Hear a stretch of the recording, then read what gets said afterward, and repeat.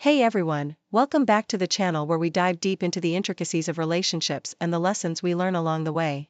Today, I have a story that explores the themes of trust, doubt, and the consequences of testing love. It's titled, I Tested My Girlfriend's Love by Pretending to Be Bankrupt, and She Disappeared. So, grab a seat, get comfortable, and let's explore this emotional roller coaster together. Al looked at Tori, who deftly took the roll with the stick and put it in her mouth. She acted as if she had been going to restaurants since childhood, although she lived in a small apartment and worked as an accountant. Tori looked great. It seems that she has rich parents who constantly pamper their daughter, and she doesn't get out of the spa. The girl licked her lips and smiled at him. Al met Tori at the gym. He came to run on the treadmill, and Tori was engaged in walking. A conversation began between them. She turned out to be a very interesting and quick-witted girl, so the young man's head quickly went around. Al was fascinated by her sincerity and spontaneity. But then, relatives and friends began to give advice to the guy. Al's mother said that he chose a girl for himself from the category of those who only need money from a man. His mother reproachfully expressed, his father supported her with a displeased expression on his face. Al tried to think differently. He was fine with Tori. He didn't believe that she was a windy girl or a liar. But those around him stubbornly imposed a completely different opinion on him. Therefore, condemnation settled in his soul like a heavy stone, no matter how much he wanted to get rid of them. But Al increasingly began to notice the fact that he began to treat Tori differently than before. He constantly tried to find a catch in her behavior. He wanted to understand if she was really interested in him, or if she only needed his money. And one day, he decided to talk to Andrew, his good old buddy, about Tori and his parents' relationship with her. Andrew said, Tori is a 100% hunter for wealth. Don't you yourself understand this? Do you think she earns money as an accountant for all this beauty? Al swallowed hard. Do all girls look beautiful only thanks to beauty salons? If a girl is well-groomed, then she is necessarily a hunter for wealth? He had many thoughts in his head, and each thought gave birth to a new doubt inside. Andrew spoke with a sly smile. And you check her out. Give her some expensive jewelry. If she agrees and accepts the gift, then she is definitely the same hunter. Al decided to try. Before that, he gave Tori only flowers and invited her on a date. And now he decided to buy her a gold chain with an emerald pendant, which would perfectly match the color of her eyes. When he presented the gift, Tori didn't refuse. She calmly accepted the chain and said that she had not been given such expensive gifts before, and she was very pleased. Al didn't understand anything at all. How should he perceive her behavior now? She's actually a hunter for wealth. Or an honest adult who doesn't want to waste her time needlessly rejecting gifts and bickering, just because pretty much everyone does it out of sheer shyness. He had even more questions, and Al didn't know how to find out exactly what Tori wanted. The man was embarrassed to directly invite her to draw up a marriage contract. He believed that he should share everything with his wife, at least in half. If not, give her everything, because she would support him and keep the house comfortable, because she would bear him children in the future, because she simply exists and that she chose him, although there are a lot of men around. His father sat at a family dinner noticing his son's condition. Al didn't quite understand him. What? His father advised. Pretend to be bankrupt. It's simple. Tell her you've lost everything, and live for a few days in a rented apartment. Take public transport, and see if your beauty girl stays with you or runs away from you. Al liked his father's proposal. The thought was actually correct. This way, he would be able to make sure that Tori loves him. Otherwise, he didn't want to think about another scenario, but at least he would not make the most serious mistake in his life if the girl disappeared. He would not marry the girl who needed only his finances. And now, as they sat in the Japanese restaurant, Al looked at Tori and prepared to tell her the lies he'd come up with overnight. But his tongue didn't want to turn. Al started. Tori, something happened to me. And he paused, noticing her worried look. This is probably the last time we have dinner at a restaurant. Tori was surprised. Why? You say that like you want to leave me. Al said with difficulty. No, they blocked all my accounts. Here's what's left of my cash. My apartment was also sealed, and my business is on the verge of bankruptcy. A bunch of checks from the tax and other nonsense. I'm not sure that I can afford all this, even if I return to work as a simple financer. Tori forced a smile and lowered her head. At that moment, something inside Al broke off. It seemed to him that he said goodbye to the woman whom he considered the best in the world. Tori didn't say anything else. And when Al saw her off, she just kissed him sparingly on the cheek and left. It's been 3 days, and Tori hasn't called him or even texted him. Al wanted to dial her number, but didn't dare. She made a decision and chose not him. So she didn't really love him. The man played this thought over and over in his head. However, 6 months of a happy relationship couldn't just disappear from his thoughts. They left an indelible mark. Al wanted to talk to the girl and sort out the situation. He even considered telling her that he lied about his financial situation. But then, Tori would have returned to him solely because of the money. Such a relationship would clearly have lost its passion and sincerity. Al began to frequent the cafe that he and Tori often went to when they were walking along the promenade together. He bought himself a coffee, sat down at a table and looked out the window. In his mind, he returned to the moments when they wandered along the shore holding hands. He remembered her smile, jokes, stories about work, and his soul became very heavy. Tori strongly sunk into the soul of a man, and she didn't want to leave from there. The rings of bells on the cafe door brought the man back to reality. Al glanced towards the entrance and froze. Tori entered the cafe. She smiled with some sadness, as if she didn't expect to see him and was not glad to meet him. But she sat down at Al's table anyway and greeted him. The man remarked, "Hi Tori." He had no idea what they could talk about. Only a week and a half had passed, and his soul went to his heels as soon as he saw her. And in that second, he was ready to confess everything and ask her to come back because he missed her. He went crazy without her. The girl started first. "How are you doing? I see that everything is fine with your business. I recently saw your interview on TV. Al opened his mouth, but closed it because the waiter came, and he could at least gather his thoughts a little to properly express what was on his soul. Tori ordered ice cream and coffee with cream, and the waiter left. Al looked at the girl. It was hard for him to even breathe, being next to her and realizing that she couldn't belong to him, and that all her love was feigned.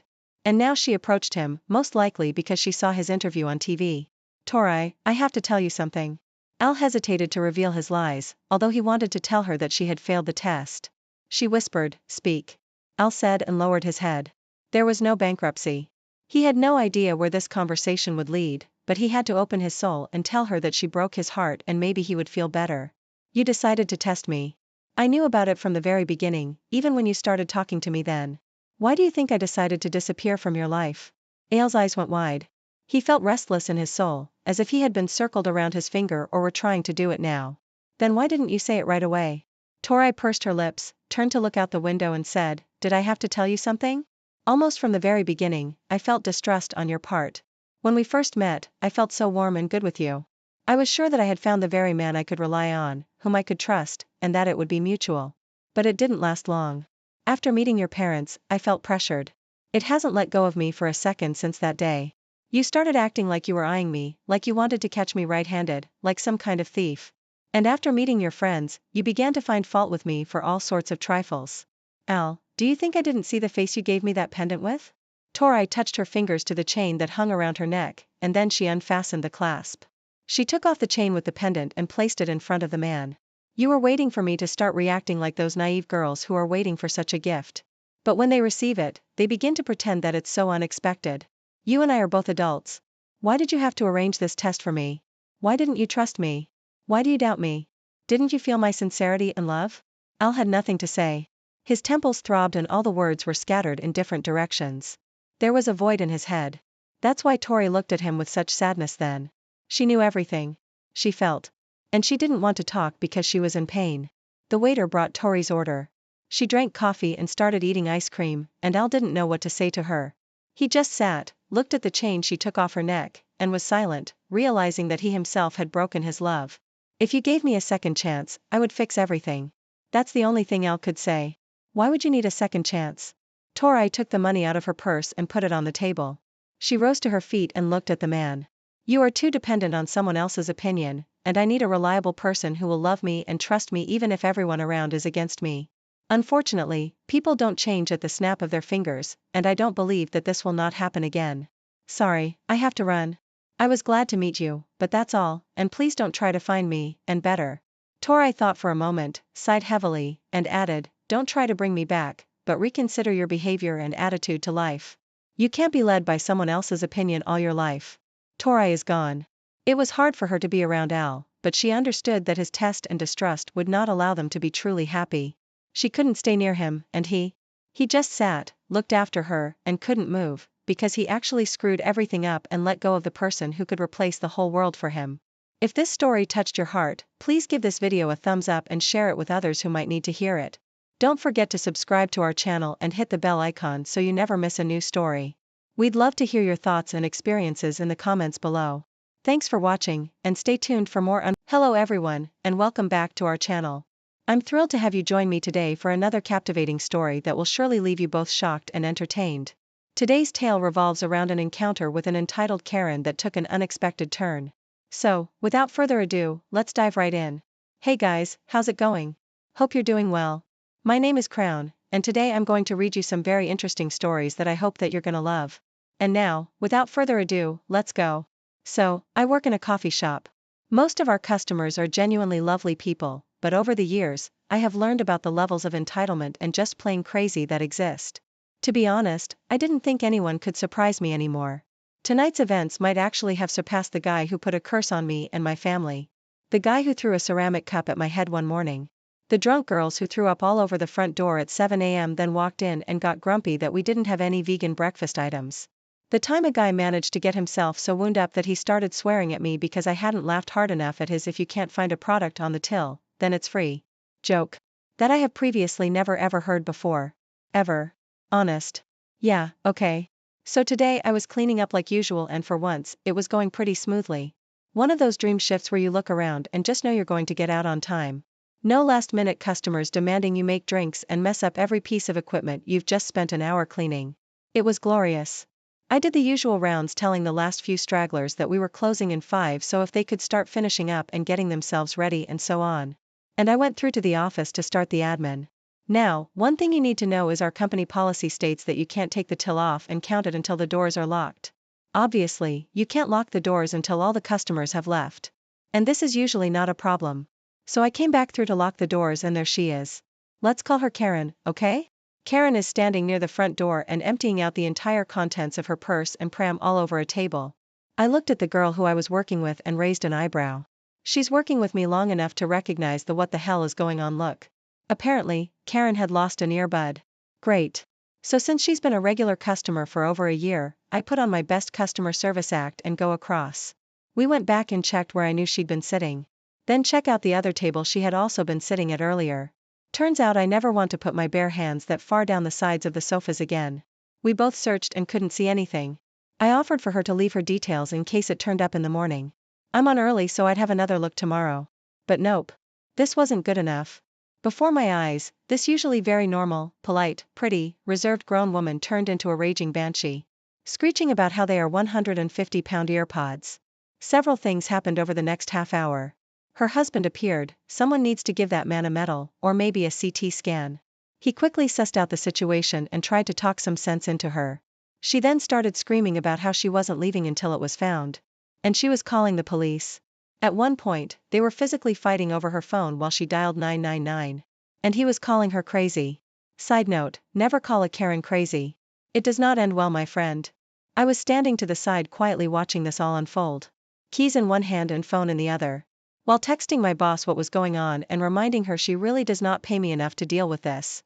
Being the absolute champion boss she is, she called and heard some of that chaos going on in the background. Karen's poor husband continued to try and reason with her. There was a little more chat between me and him while she wailed down the phone at the police. She started demanding I go check the rubbish bags. Apparently telling her she was more than welcome to go check them herself. But they were in the skip bins at the back of the building. Was just not the right answer. Eventually, her extremely patient husband got sick of her so he left. At one point, she shouted at my colleague who asked her to move so she could finish mopping the floor, which set Karen off again. Her husband reappeared as she was kicking off at me again for stepping in and saying the girl didn't shout at her. And pointing out that after her behavior for the past 20 minutes, she was in no position to decide who is and is not shouting. It was at this point she finally pushed the limit of my patience when she said the words, "I am not leaving until you show me respect.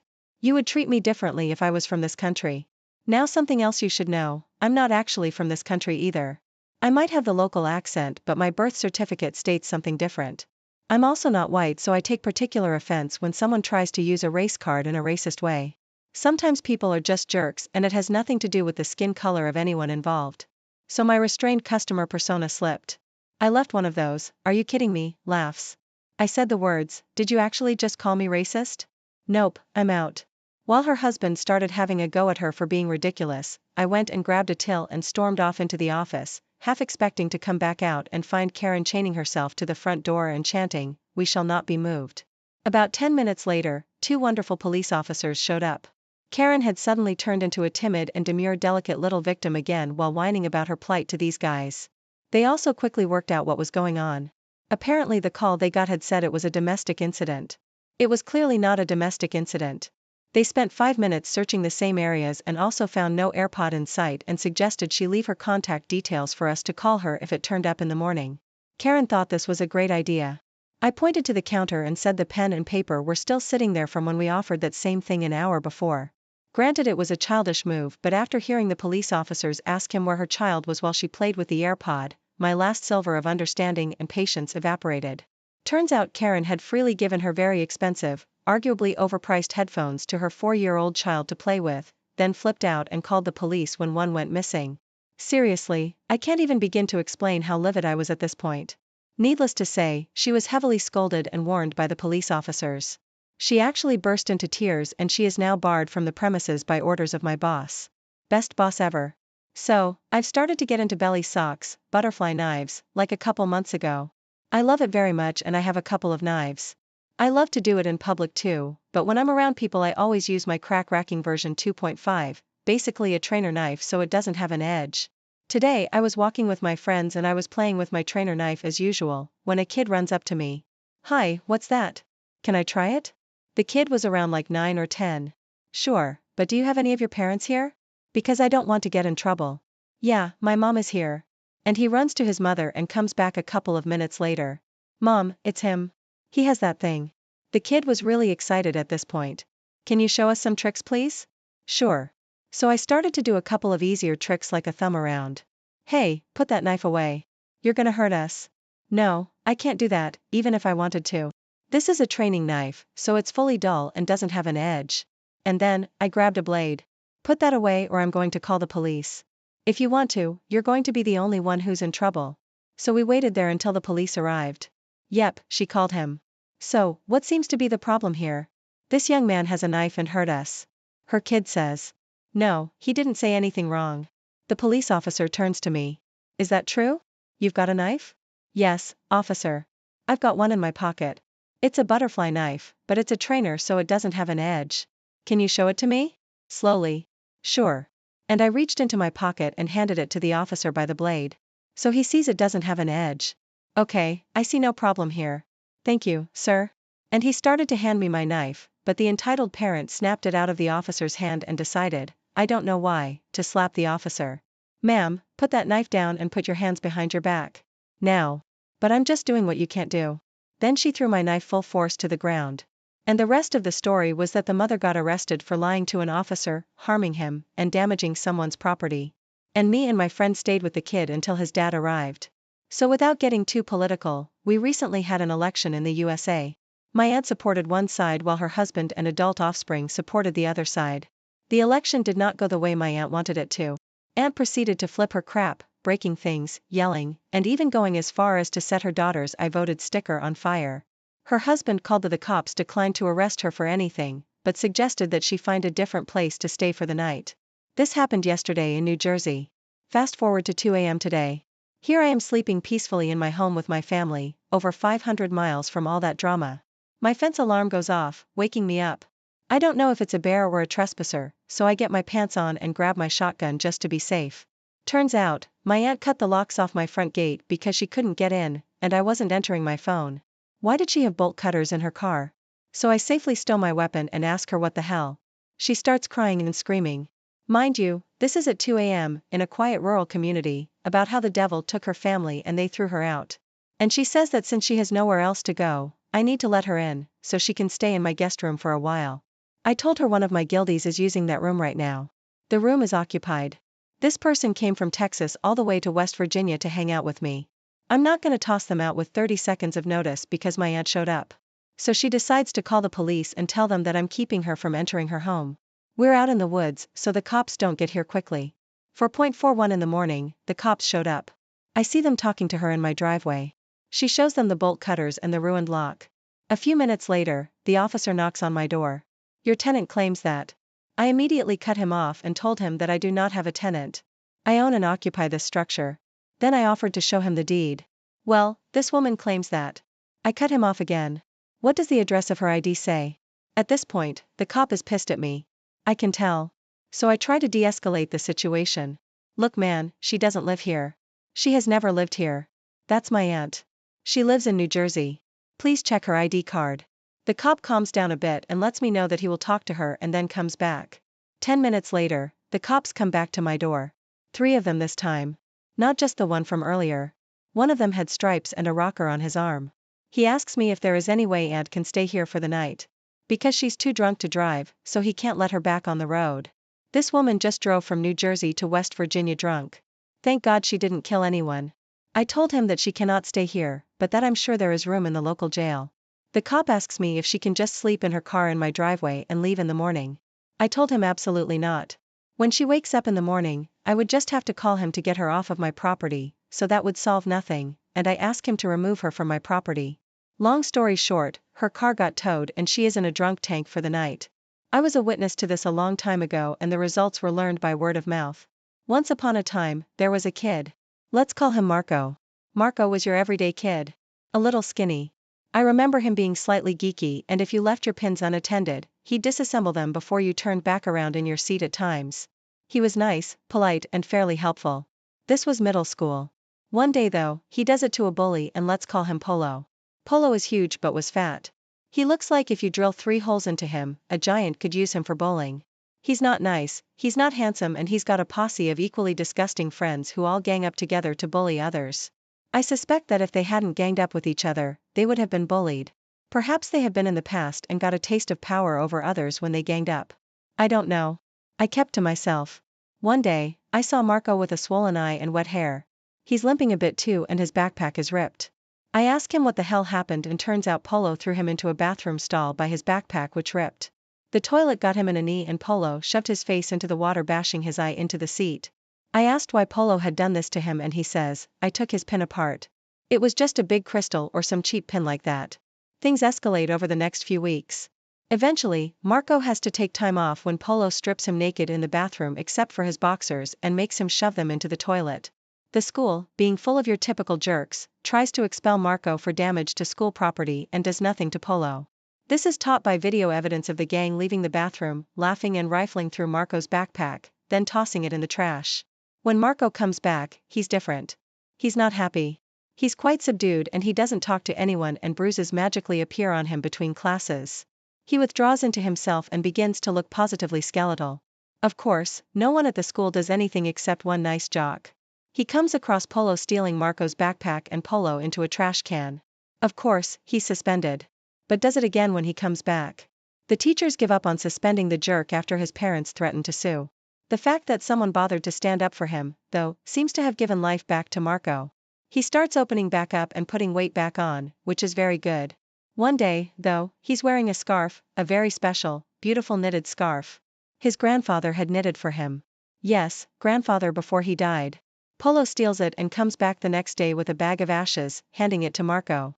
And he laughs hysterically. Marco comes back the next day with a backpack full of sugar-free Haribo gummy bears.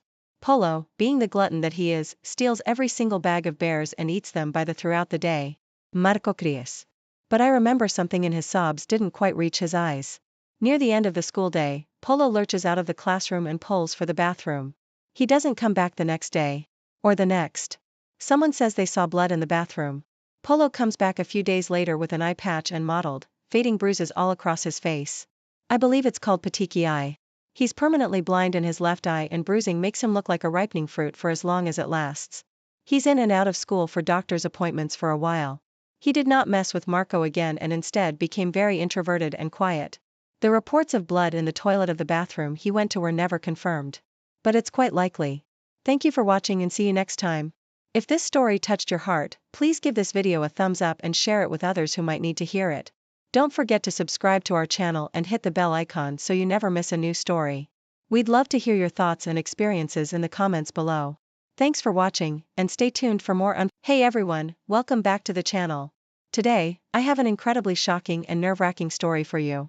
It's about trust, betrayal, and the lengths one man went to uncover the truth. Imagine discovering that the person you love most in the world might be hiding something so devastating that it could destroy your entire life together. Well, that's exactly what happened in today's story. So, sit back, relax, and prepare yourself for, I caught my wife's affair with the butler and it got worse when I fired him. 10 years into our marriage, I became very wealthy thanks to the percentage of ownership I had in my father's company. So, I bought my loyal and lovely wife a mansion for us to live in, which came with a butler who was prepared to take care of all the undesirable chores. My work schedule was pretty spontaneous because I could visit the office as I pleased or work from home. Our marriage and life together for the next 20 years after that were blissful other than some odd moments and occurrences. One day, I arrived home from work to find the butler with my wife, standing side by side doing dishes. She was drying, the easier part, but I didn't understand why she was willingly doing any of the chores and standing so close to him. Their elbows touched a few times, and I coughed to let them know I was there. My wife jumped, but he just moved away from her a little bit. She said she felt bad he was in here all by himself, so she wanted to keep him company and help a bit. She was so cheery and warm, I couldn't tell if she had any ill intentions. Another time, I came home to find her lounging in the pool with the butler gardening and staring at her. They laughed a few times before I came out to greet them. It was clear that they were at least friends, but I didn't like how friendly they were. I thought I was just being controlling and jealous, so I accepted that my wife was friends with and cared about the butler. What was the harm in that if I trusted my wife of 17ish years at this point? We spent every moment I wasn't busy together. I loved her, and I could tell she loved me. Yet another odd occurrence was when I walked upstairs to find the butler closing our bedroom door. It had been hours since I was upstairs because my wife was still sleeping. It was odd, and I asked him if she called for him. He jumped when I spoke and turned around sheepishly, although I could tell he wanted to act normal. He stammered and said she called to ask him for some water. I accepted that for a moment, but reminded him that he was not to enter our bedroom or open the door. He didn't know what to say besides, "Yes, sir." He walked away quickly, and I opened the door to find my wife in her panties drinking water. I asked her if the butler saw her like that, and she said no, she just took off her robe again.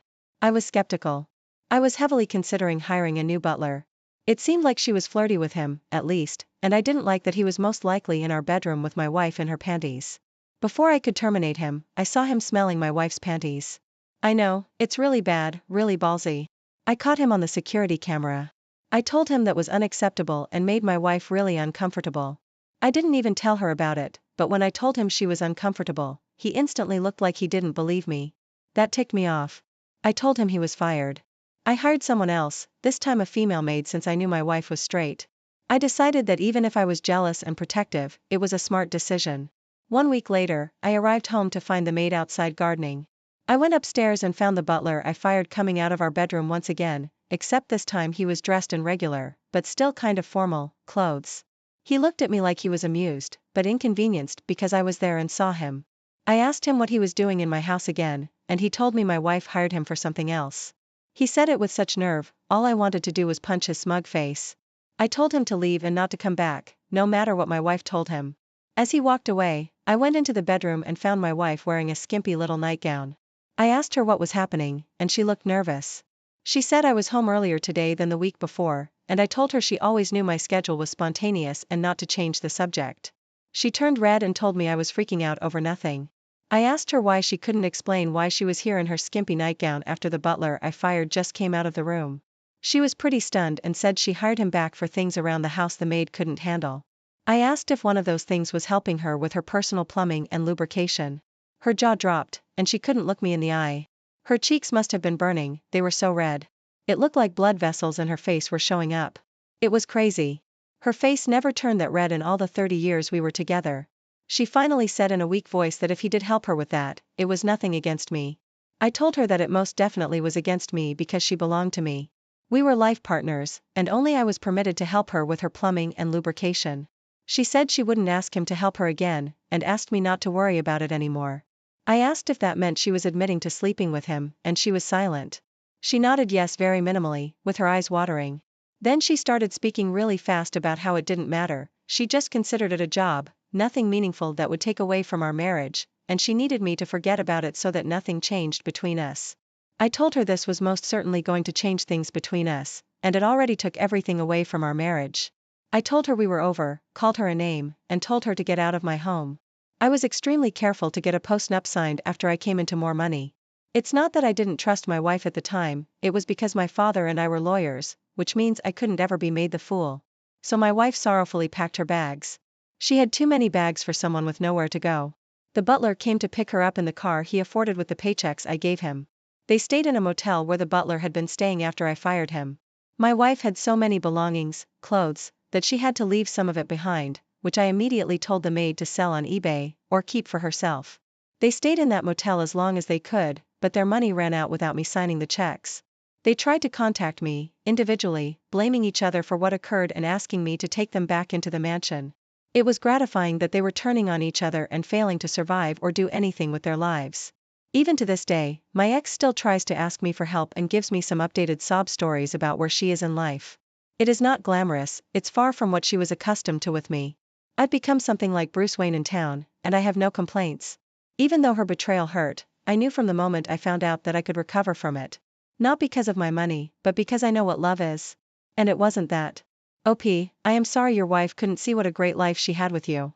I honestly feel like the attention and sexual tension she experienced with the butler was too much for her immature brain to handle.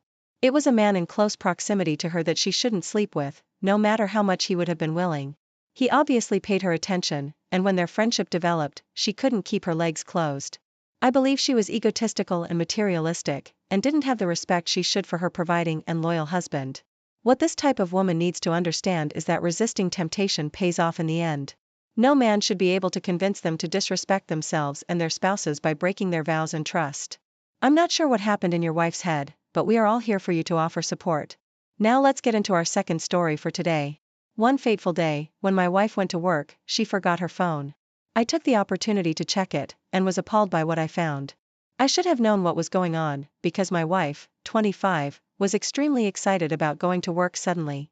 She said it was because she became in charge of a business task that she really enjoyed. It was something like designing different abstract images each day for a newsletter. I, 28, believed her. She was a good girl, and I was proud of her for earning us additional income for living expenses. The only other dead giveaway was that she didn't want to have sex as often, but then I knew why.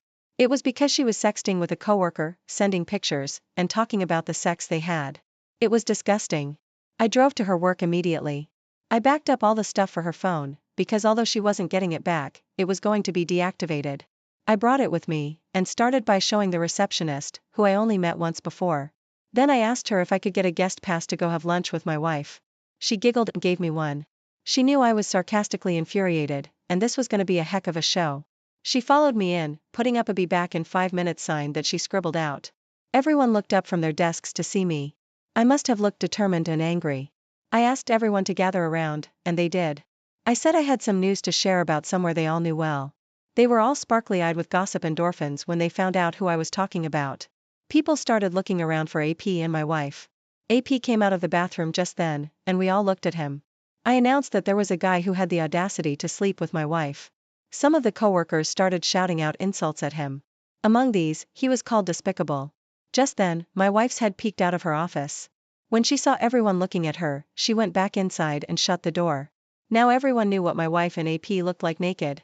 Some girls whispered that they knew something was going on between them. Coworkers took the time to print/draw signs that said slanderous insults and taped them on my wife's office door. I thanked them for their creativity and left, wondering where the boss was that allowed all this to happen. When my wife got back to the house, I already had the locks changed. She took the stuff I let her have to AP's house. They both quit their jobs that day and walked out shamefully. In our town, there was just one major employer for like half the population. So when I shared with people the things my wife talked about and took pictures of, everyone in the area knew about it or saw it. It didn't take long for them to decide to move about 500 miles west. I couldn't have asked for a better outcome. Since she moved out of state, our divorce was made final through the mail. She didn't ask me for anything, thank God, but I would have been able to prove her infidelity anyway. She was done with me and the embarrassing past she was trying to forget. I felt the same way about her and couldn't be happier with the choice I made. I am sorry your wife behaved like an untrustworthy office cheater. It's hard to get as low as a person who cheats on their spouse while utilizing their trust to earn income for the family. What are they even working for if not to improve the life they have at home? If they honestly believe the person they start an affair with at work or anywhere is better than the spouse they have at home, they're wrong. The grass may seem greener on the other side. Finding a person with a new set of features, issues, habits, goals, and interests is completely unnecessary. It is only a shame when a marriage or union ends because one spouse thought they found better in someone else or just thought they could effortlessly manage two serious relationships. Really, the only grounds for divorce, the proper way to end a marriage, is when one person absolutely cannot or will not honestly communicate with the other person. Thank you for sharing this story. I appreciate your bravery and bold confrontation. Thank you for taking the time to listen to today's stories. If you enjoyed listening, please feel free to like and subscribe if you haven't already. Also, comment below with your thoughts on what happened. Take care. If this story touched your heart, please give this video a thumbs up and share it with others who might need to hear it. Don't forget to subscribe to our channel and hit the bell icon so you never miss a new story. We'd love to hear your thoughts and experiences in the comments below. Thanks for watching, and stay tuned for more. Welcome back to the channel, dear listeners. Tonight, we dive into a tale that touches on family dynamics, cultural clashes, and the explosive drama that ensued when wedding plans went awry. The story is titled, "My Fiancé Demanded My Sister Stop Using Skin Brightening Cream for Our Wedding, and the Family Drama Exploded." This is a story that will keep you on the edge of your seat, as we unravel the events that turned a joyful occasion into a battleground of emotions and beliefs. So, sit back, relax, and let's begin. My fiancée doesn't like skin brightening cream. She never uses it, but she also doesn't usually say anything about other people using it either. So I was surprised when she told me she didn't want my sister to use it for our wedding and asked me to convey the message. My sister always uses skin brightening cream for any big event, especially if she's photographed, so I know she's planning on doing so for our wedding. My fiancée said she hates skin brightening cream and doesn't want the use of it immortalized in our wedding photos. She said my sister should understand because this is a small family event and the photos will only be seen by our close family and us. She said it's not unusual for brides to have requests about the wedding party's look. She would know better than me, so I agreed. Asking my sister didn't go over well. My sister was furious and said I had no say over her skincare routine. She said she'd use whatever product she wanted and if my fiancé had a problem with that, she could uninvite her. My fiancé said fine, but then my sister won't be a part of the wedding party or in the photos. My mom and sister are furious about this decision and don't want to work with me at all, telling me to get my wife under control because she's being ridiculous. I would think my sister would want to make us happy on our special day and be willing to compromise, but did I ask for too much? Clarification: the cream changes your skin so that you look fair, more like a white person than a brown one. It isn't makeup. It fades over time, so you need to keep applying it and it can make you sick. My fiancé hates it because she's seen it give friends and relatives skin conditions and other illnesses, and because women who use it say women who don't are ugly. My fiancé thinks we should be proud of our brown skin because our race has accomplished so many things. That's why she didn't want its obvious use in our photos. My fiancé wants my sister to not use it for a month. You are the idiot.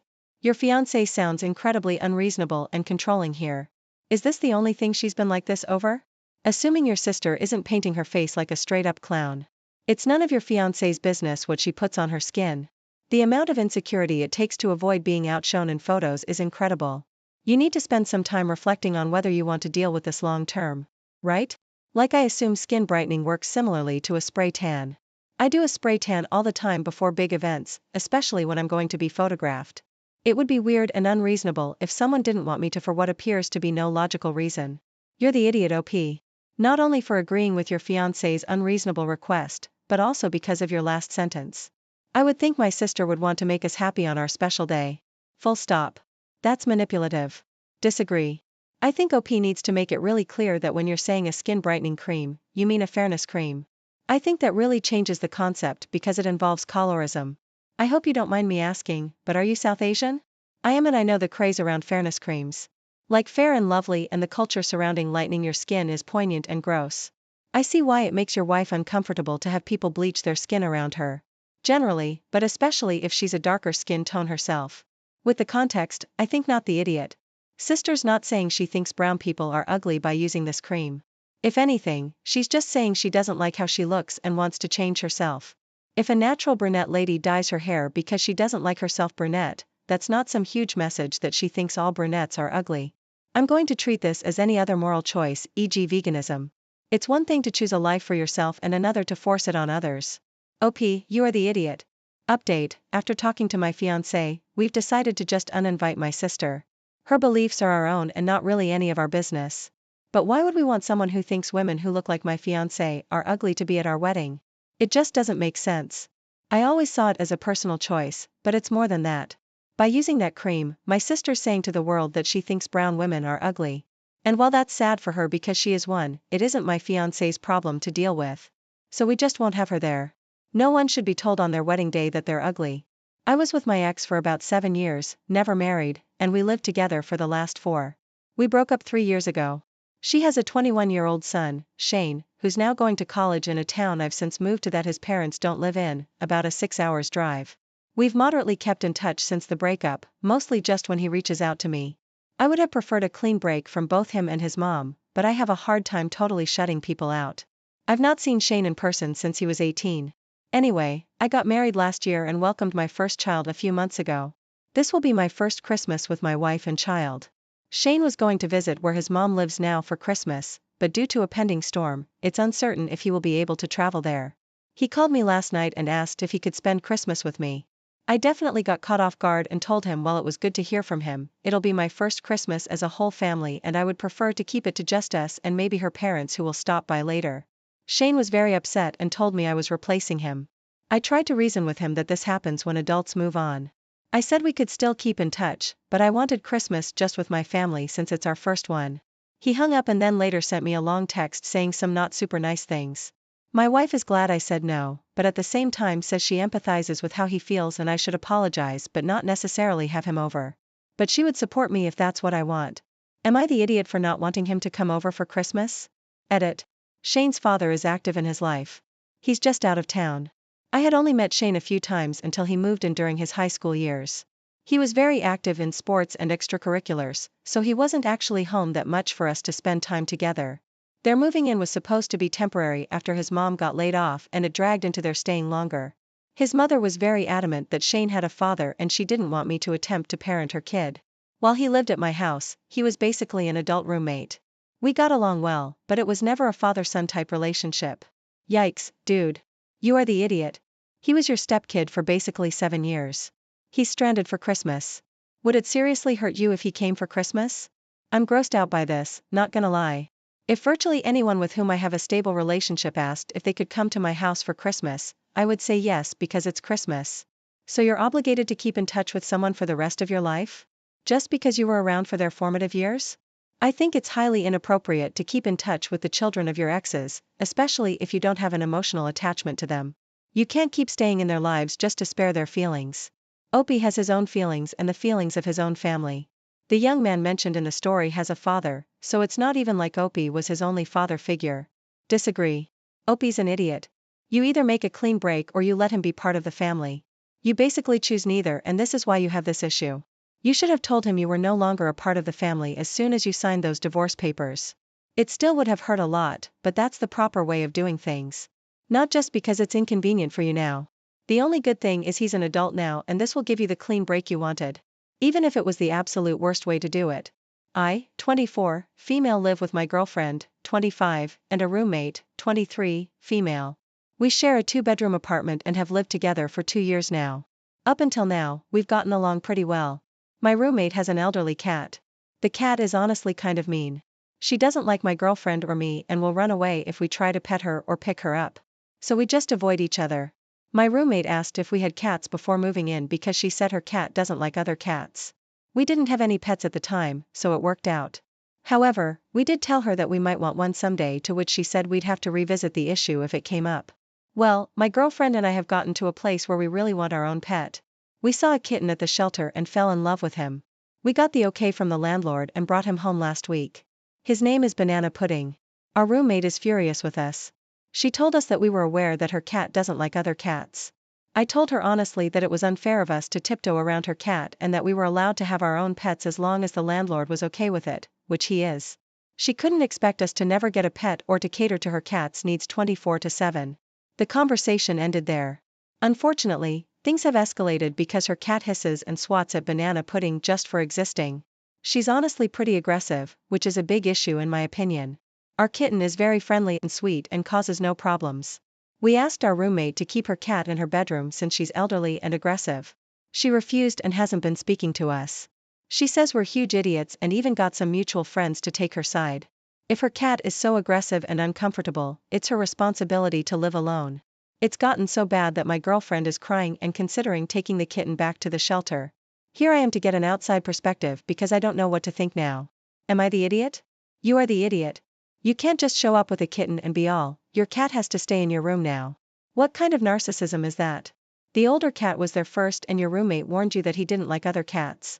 Instead of having any conversation, you just brought home a kitten and now expect an elderly cat to be confined to one room for the rest of his life? You are most indeed the idiots here. That cat deserves to live out his life in peace. And if you want to keep your kitten, you better go find somewhere else to live. Your roommate has every right to be angry and you're out of line. Also, you're an idiot for not properly introducing the kitten to another cat and vice versa, which could be a large part of the problem. And the spontaneous adoption, they sound so immature. The older cat is not mean just because it doesn't like to be picked up or petted by you. It's a pet with its own preferences. Which is completely normal. You're not a good pet owner. His name is Banana Pudding. It sounds like you wanted a cuddly toy because it's cute. Both cats are living beings with emotions and territory. This place is their home, which you've turned into a place of stress and danger for both of them. Oh, and when Banana Pudding loses an eye, you have no one to blame but yourself since you put that poor kitten in that situation. Same with the elderly cat. It deserves to roam too. Update. My roommate and I have talked. I apologized to her for being selfish and ignorant and for putting her cat in an uncomfortable situation. She forgave me and said she'd be happy to help do a proper introduction between the kitties. She said that if we do things slowly and carefully, her cat might be able to accept Banana Pudding. For now, our kitten will be staying in our room for the introduction process. She also taught me a little about cat body language and guys, her cat came and sat in my lap. She even purred. My roommate is a very kind and forgiving person and I'm very thankful that she chose to forgive me after I was such a huge idiot to her. I think things are going to work out. Thanks everyone for your advice and criticism. My boyfriend, 33, and I, 29, female, have been living together for the last year and a half, together for 2.5. A few months ago, my boyfriend had his blood pressure measured and it came back ever so slightly high. He's a very healthy weight for his height, tall and thin, but muscly from work as a diesel mechanic. But high blood pressure is no joke, so he decided to try to clean up his diet a little. I do 90% of the cooking at home. By choice, he does dishes and vacuums, so this isn't an issue. And I genuinely cook on the healthier side. I'm only 5 feet 3 inches and slim and athletic, so I focus a lot on healthy proteins. So we eat a lot of proteins and veggies and I like to play around with different sauces and things to make it interesting. I feel like the meals I make set a strong foundation for an overall healthy lifestyle. My boyfriend loves my cooking and always brags to his friends about what we eat. Suddenly, my boyfriend decided he doesn't want to eat salt in the things we eat at home, at all. I can't work with that. We've never used salt excessively in our diet, so asking me to cut a healthy amount from our meals just seems ridiculous. I do too much cardio and strength training and don't want to have a sodium deficiency, because my boyfriend suddenly decided we can't have salt in breakfast or dinner, meals we eat together. I brought that up to him and he suggested salting my food separately, which, fine, but we all know it doesn't taste the same. Cooking our food in separate pots or for me to supplement in other ways, like Gatorade. This is where the issue comes in. I would be perfectly happy to make these accommodations if I felt like it would actually help, but he's constantly snacking on high-sodium snacks, like chips and pretzels and frozen egg rolls, and I just feel like it's unfair to ask me to change how I salt our food, before working on cutting out some of his unhealthy eating choices. He's gotten to the point where he feels disrespected if I cook for both of us and use salt, and he'll refuse to eat or do the dishes if I tell him I've salted the food. I think he's being a baby and refusing to stop salting our food. We're at an impasse. So, am I the idiot? I feel like the salt content in our food is not going to be the change he needs to reduce his sodium content, because he's snacking around 6 to 8 times a day. Not the idiot. Pretzels? Come on, man. It's a little salt block. A delicious salt block, but still. The high sodium snacks are the issue, not your cooking. My dad developed high cholesterol when I was a kid and was told to cut out red meat. So, the whole family cut out what little red meat we were eating. Lo and behold, we discover that dad's just eating red meat for lunch at work instead. So, that was the ends of the whole family making the change, because why should we, when he won't help himself? Pretty sure an actual salt lick has less sodium than frozen egg rolls. He just needs to cut the junk food first. A woman in my family went through this. She changed the meals for the whole household and started packing the guy lunches that fit with the dietary recommendations. Went to a lot of effort and expense, getting all their food in line with the doctor's orders. No one was happy about it, but it was necessary for this guy's health. One day she went out to his car to get something and noticed a bad odor. So, she opened the trunk and discovered he'd been dumping his lunch bags in there every day. When confronted, he confessed he's been going out and eating lunch and would have a big satisfying meal, so he didn't have to eat much of the healthy food at dinner either. Basically, it sounds like your boyfriend is saying that he wants to put all the work for this on you instead of him. Make him cook his own dinners. He's eating salty snacks and complaining about your cooking. He can take care of himself. When he cuts out the healthy snacks, you'll resume cooking with compromise. I, 23 female, went shopping a few days ago and my fiancé wasn't supposed to be there, but he kept insisting we had things to talk about, so we showed up. When I was going to pay for my items, he gave me his card and told me that he would take care of it from now on and I shouldn't spend my dad's money anymore. Things are rocky between my fiancé and dad, which is why I think he said it, but the entire thing rubbed me the wrong way. I pushed his hand away and told him I didn't need him to pay for my things, but he ignored me and paid anyway. I was mad, so I asked him what he was doing and told him to stop being an idiot. He told me I was welcome and to stop making a scene. I kept bringing it up and telling him he was being an idiot, so now he's annoyed at me and saying things like I need to get used to not living under my dad's thumb anymore. Am I the idiot? Not the idiot. Hate to break it to you, but your fiancé thinks of you as a possession, not a person. He wants to ensure that you know you belong to him, not your father. If you don't like that feeling, try paying for your own things occasionally. I encourage you to seek financial independence. Are you sure you want to be engaged to a guy who needs to be right and in charge, to the point that his power plays steamroll right over you? I find it disturbing that he said he would take care of it from now on. Does he expect you to be totally financially dependent on him and unable to take care of yourself so you can never leave? Is he trying to isolate you from your family? Red flags. Yeah, your fiancé sounds overbearing and controlling. Why is he insisting on joining you when you said you wanted to shop alone? And heads up, financial control and abuse are a real thing. Make sure you are financially secure in your own relationship, so you aren't relying on him or your dad. Good luck. And that, dear listeners, is how a simple wedding request led to an unforgettable family confrontation. If you are intrigued by this tale and want to hear more stories of family conflicts and resolutions, be sure to like this video, subscribe to our channel, and hit the notification bell so you never miss an update. Share your thoughts in the comments below. Have you ever experienced a family drama that took you by surprise? Until next time, remember, the bonds of family are strong, but communication and understanding are key. Greetings, my dear viewers. Today, I invite you to delve into a tale of love shattered by betrayal, trust eroded by deception, and hearts torn asunder by infidelity. Join me as we explore the harrowing journey of a husband who uncovers his wife's unfaithfulness and the painful aftermath that follows. Welcome to Caught My Wife Cheating, Unraveling the Betrayal, a story of deception and heartbreak. She all but stopped messaging me during the day. And when she did, it was short things about dinner or other trivial items. She started going grocery shopping alone, needed her time. This is something we used to do together. She has always gone running after work and on weekends, but now with it getting too dark and cold, her running on the weekends have turned into 3 to 4 hour events. She moved out onto the couch saying I moved around too much and she couldn't sleep. The couch then became the guest bedroom. That's when I finally confronted her. She said that she was texting the other man because he had been open about his mental health issues.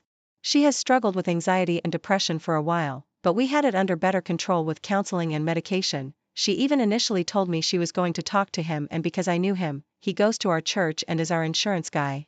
I foolishly thought that would be okay. On November 14th, I asked her if she still loved me and she said yes, but she hasn't been happy for quite a while and it's been a difficult year and she wasn't sure if she wanted to work on the marriage or not. I told her that I noticed that she hit her phone. Anytime I came into the room, that's when she told me who the other man was. She said that they texted and met sometimes for lunch, but he was just a friend. She said it over and over. As I asked questions about him, I got angry and incredibly sad at the same time and told her that it ceased being just friends when she felt like she had to hide it from me. I asked if she talked about me to him. She said she did. I told her that her affair hurt almost as bad as if she had slept with him. Over the next few days, I just could not shake the feeling that there was more going on than she told me. It's difficult because she says she doesn't want to work on the marriage.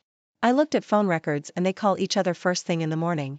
And during most lunches, then again, as soon as she gets off work, the phone call started on October 10th. So at least a month, she doesn't text him because they use Signal and I don't have access to her phone. Plus it deletes the messages as soon as you send them. Anyway, I talked to her again on Sunday and she said that they only talk and hug. I don't believe her. Maybe it's because of the lies and the broken trust, but I just feel like more is going on than she is telling me. She's currently in the process of finding a new place to live.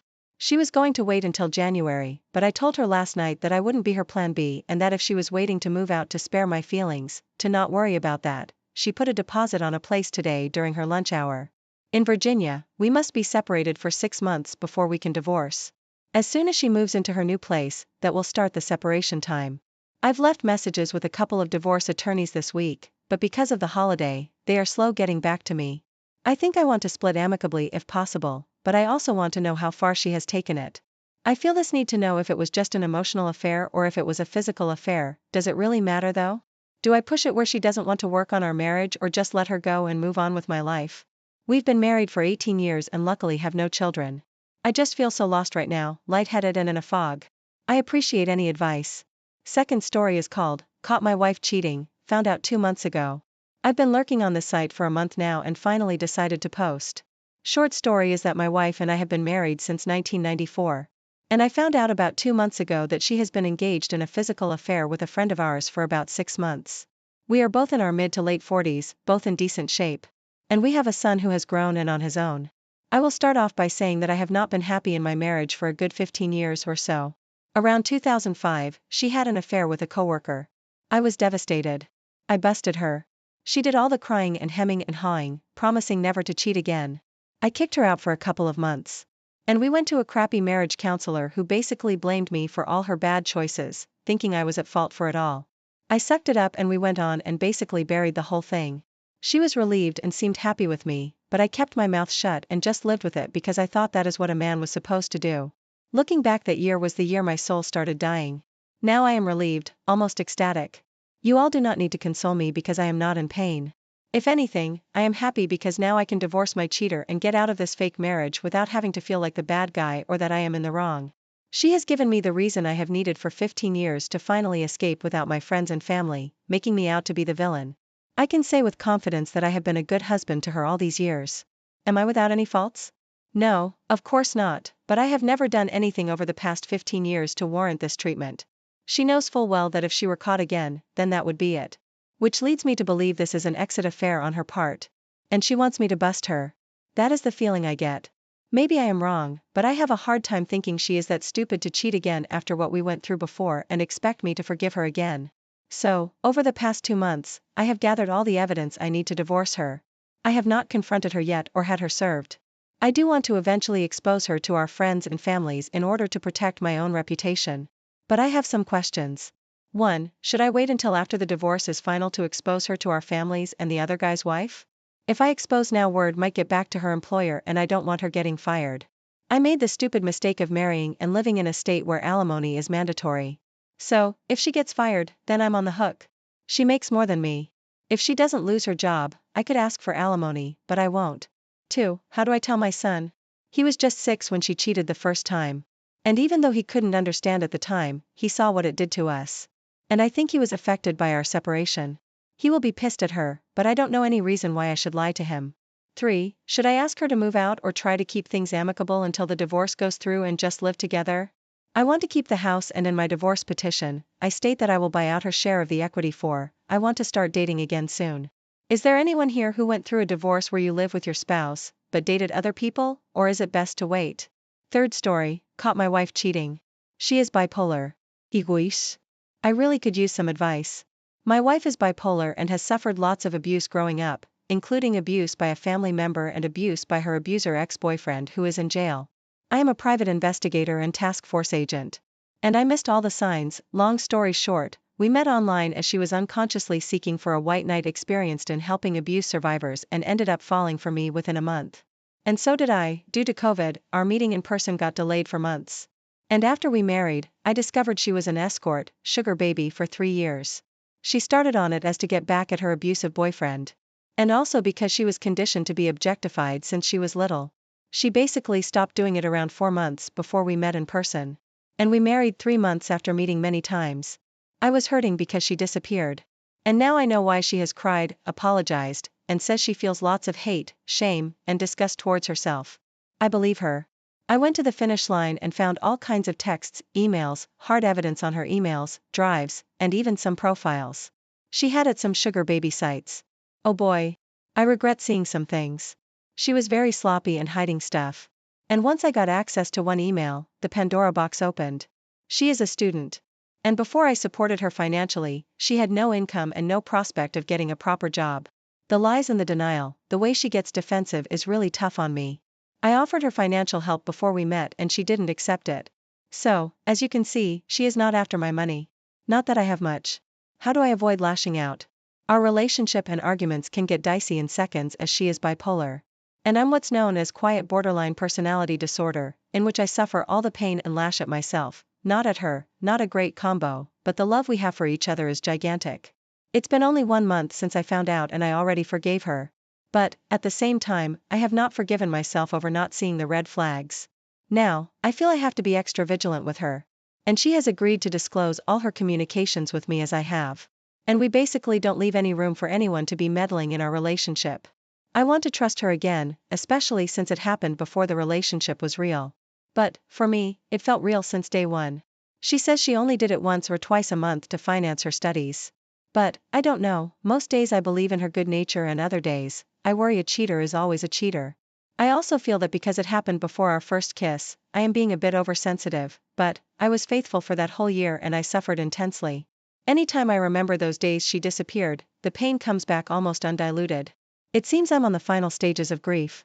I've had a hard life and I get over stuff quick, but, I still feel traumatized and with a little PTSD. What's the best way to disengage? When our arguments start, they go from 0 to 1000 in 2 seconds. And then the blame game starts. When we are good is the best, but when we are arguing is hell, too intense, too much fire, and both of us get super hurt very quick if the other is not careful. If this story touched your heart, please give this video a thumbs up and share it with others who might need to hear it. Don't forget to subscribe to our channel and hit the bell icon so you never miss a new story. We'd love to hear your thoughts and experiences in the comments below. Thanks for watching, and stay tuned for more